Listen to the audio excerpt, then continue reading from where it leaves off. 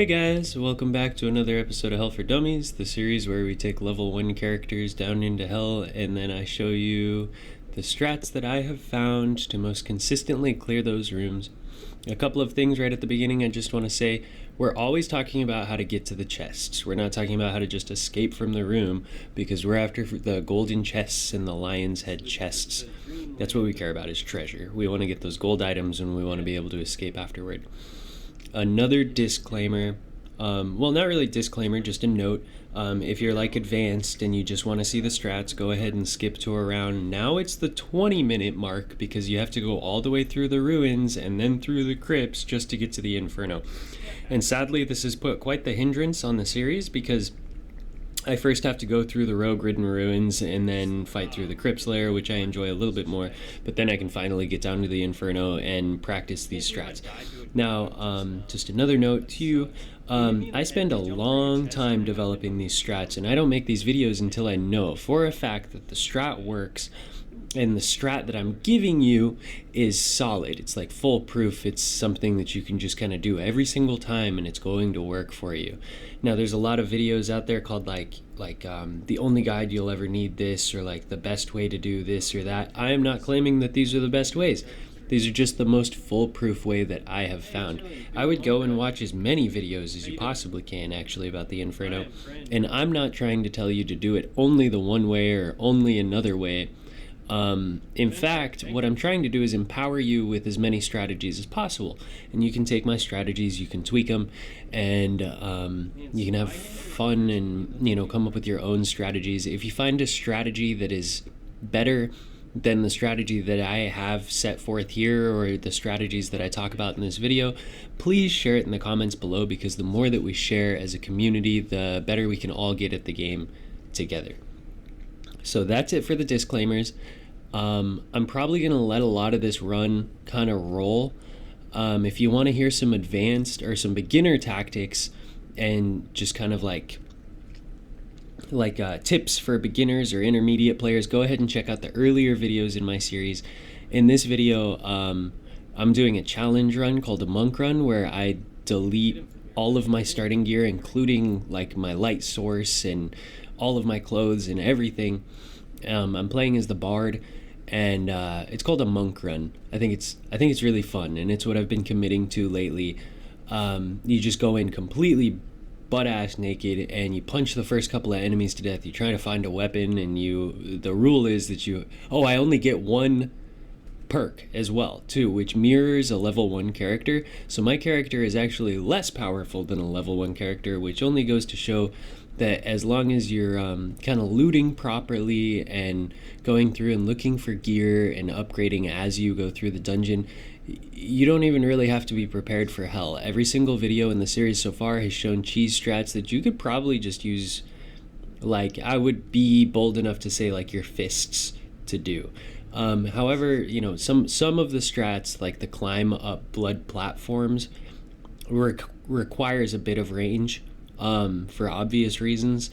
But if you're, a rich barbarian, I always get requests from barbarians like, oh, make a barbarian guide. It's like, well, bring Francesca axes, my friend. That's probably the only way. And also know how to land those Francesca axes. But, there's probably mechanically insane barbarians out there. It's just I'm not a barbarian main. So I'm usually looking for, on these monk runs, I'm looking for a survival bow in particular on this chick. That or a hand crossbow is going to be massive. Or even if I'm lucky enough to find like a normal crossbow, that's probably going to be the best option for the bard, just because it does the highest damage. But that and the survival bow are both great for mobbing.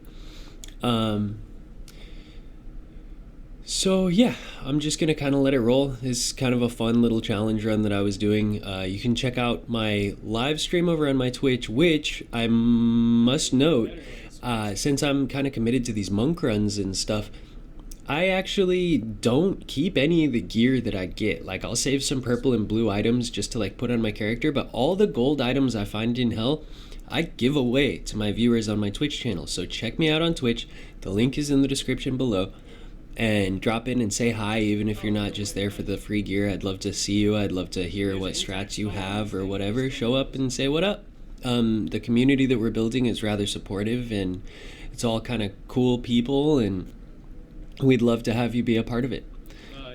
So until I start talking again, probably around the 10-minute mark, I'm just gonna go ahead and let it roll.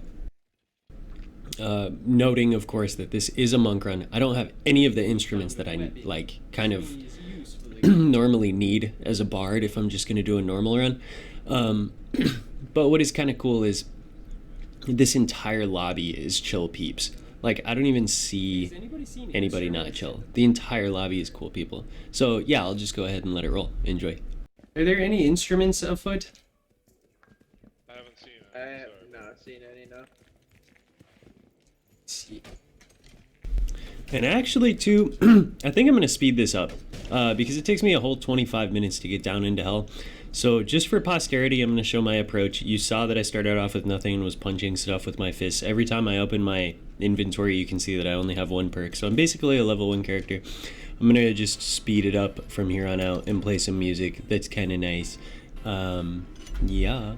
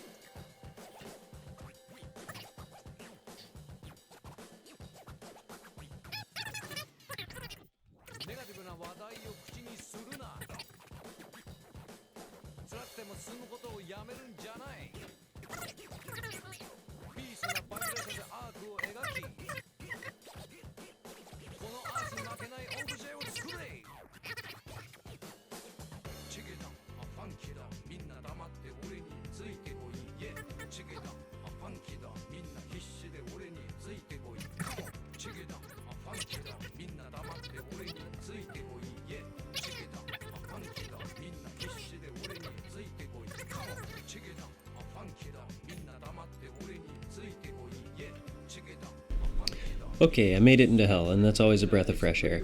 So let's talk hell strats. I'm probably not going to stop talking for a fat minute here. There's a couple of advanced tactics that we're going to use, and like I'm going to talk about crossing the boss room.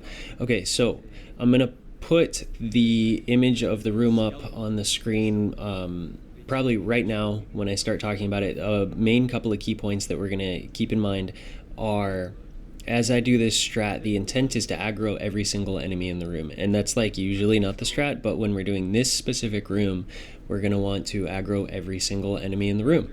We're going to run around, and then we're going to jump through a window and down to the chest.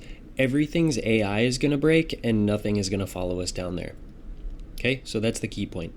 All right, so a couple of rules to remember too is we want to stick to the east and west and south hallways. The north hallway has a centaur in it who's just a little bit too fast, and he likes to follow you all the way down into the middle. So we're going to avoid the north hallway. Aside from that, the northeast corner of the hallway has a protection shrine, which ironically enough, coupled with the minion that is on the ground right next to it, will body block you if you try to run through it. You cannot make it through that corner until the minion gets up, and that makes that danger corner. It's like a choke point. If you try to run through that corner, you're probably dead. So I think I've found that the safest way to approach this room, if you just want to extract the chest from it, is to approach from the northwest side of the room, the west door on the northwest side of the room. So we're going to stick kind of the inner hallway. The first thing we're going to do is jump up in this window and aggro the Hellbat. So once we hear him up there, it doesn't matter if he comes through the window or not, because either way his AI is going to break eventually. And then we're just going to hook a big loop around the bottom of the room over to the other window, where we're also going to jump through that window, but this time we're going to jump all the way down there. Sometimes you can see over there the minion that's there. Sometimes it's a shrine of power, sometimes it's a shrine of protect. So what I was doing there was I was just checking to make sure that the other demon bat was already aggroed. If you hear it also come off the room, which they make a very off the roof, which they make a very distinct noise when they jump off the roof, run back up the stairs, flip another Yui, go back around and through the other window. But usually that shouldn't be the case. You should be able to just jump straight down to the chest, loot it, and then run back out. Another really important point for this room is to make sure that you have your extraction point first. Like, have an open door, remember where it's at, my goodness, because you don't want to forget where that door is at. Just run out to it and close the door behind you. And that's this entire room in a nutshell. Okay, so the other strat for it, and I wouldn't recommend that room, just because it takes so long to clear, but it's kind of like a lot easier than a lot of the other rooms. I'm about to talk about how you can actually clear it in a moment. I'll let myself in game kind of describe that, but I'll just talk about this boss. So you can clear it was what I was going to say, and you can get that centaur if you're farming centaurs. So for boss rooms, the middle area will aggro the boss, but these side nooks will not aggro the boss at first. If you run into the side nook after you aggro the boss and drink an invisibility pot, or if you even just leave the boss room, the boss will de-aggro, and then those side nooks will become safe again, and you can walk around without the boss aggroing. So that's really helpful because it takes time to open the doors up. So you can send one person first, or maybe if you're alone, you just run over there, drink an invisipot, and then open the door. Because even though the Lich himself, I have good luck with the Lich and the Ghost King, where I can just run over, open the door, and leave.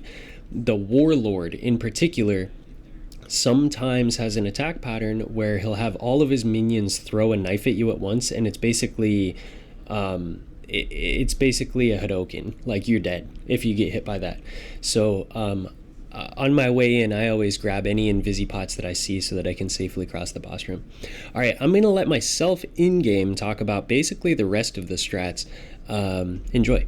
So at that point, if he comes out of the room, then you kite. So you want to come in on the top left side, and then you kite in a big horseshoe, and you jump into both windows to grab both bats, so that either they come out into the hallway or they get stuck on the inside of the hallway. And then you jump down the side of the stairs that is like the big drop, not the side of the stairs that's the close drop. And then the pathfinding on all the enemies breaks when you land next to the chest. So then you can just search the chest kind of at your leisure, and then you wait. You gotta wait like 30 seconds for all the enemies to just kind of like de-aggro and screw off back to their starting positions, and then you run back to your drop zone and close the door behind you. And you don't even need to fight anything. There is a way too. So like if you clear one walkway of a zombie or two, and then jump up into the window and get one bat, then you can kite the bat, you know, those little torches that hang out. You can kite the bat onto the, so that it's on the opposite side of the torch, and then keep it in aggro range of you, and it'll just be attacking the torch. And then you can like attack its foot, or jump up and attack its head, or if you have range, you just kind of shoot it in the head, and it'll be stuck up against the torch while you're on the opposite side of it. And then you can kite each and every enemy in the room over to the torch, or over to that little window where you were, and just like stand up there and cheese everything. But the zombies can burp like up walls, so you have to be stupid careful of that. Now I just need to escape at the end.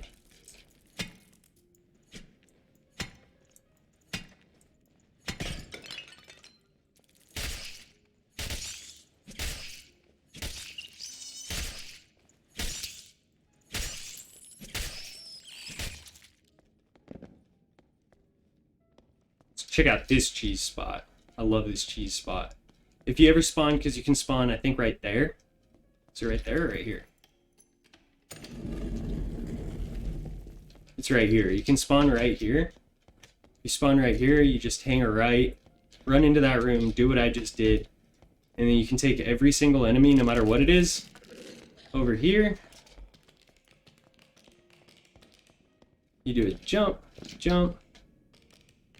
And then once you get back here, their AI breaks, or they can't even hit you, I guess. I've been meaning to cover that spawn too for a fat minute, so that's 2 birds with 1 stone. That's massive, dude. Yeah, you're like just outside of the aggro distance of like everything. So Axeman, if you like come out right here, Axeman will try to overhead swing you, and then you're stuck in a corner with Axeman on you, and that's horrible. But otherwise, you know, if you have any range, yeah.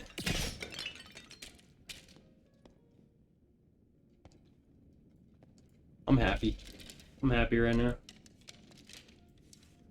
If I can find a lockpick in here, I can cheese this room too, but I don't know if... Probably won't find one.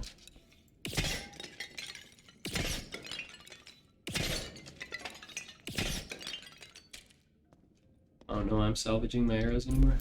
And that's basically it. I mean, that's the cheese for this spawn. You can kite every single enemy back to that pot that you have trouble with, and I already showed how to clear this chest in another video. So if you want to see how to clear this chest, go ahead and check out that other video, which I think is called Ritual Room Fighter. It's just a previous video in the series, and other than that, I'm just going to make an extract. But yeah, like I said, all of the golden items that I find, because I'm basically really into monk runs these days, I give away on my Twitch stream on a random day each week, so go ahead and check me out on Twitch. The link is in the description below. I'd love to see you there. I'd love to play games with you. You know, I like playing with my viewers. I find that I work best alone, as funny as that sounds, but as the night goes on, I end up kind of in the mood where I'm like, yeah, I kind of want to, you know, do some PvP, or maybe just screw around with the homies and whatnot. But anyway, if you enjoyed the video or you learned anything at all, please like and subscribe. Just the like helps so massively for a startup channel like mine. If you have any strats that differ from the strats that I showed in this video, please share those in the comments below. If we can get a bunch of strats going, then we can learn and grow as a community together, and that's better loot for everybody on the trade market and whatever. And yeah, other than that, you know, I just hope that you have a great day. Good luck and Godspeed, adventurers.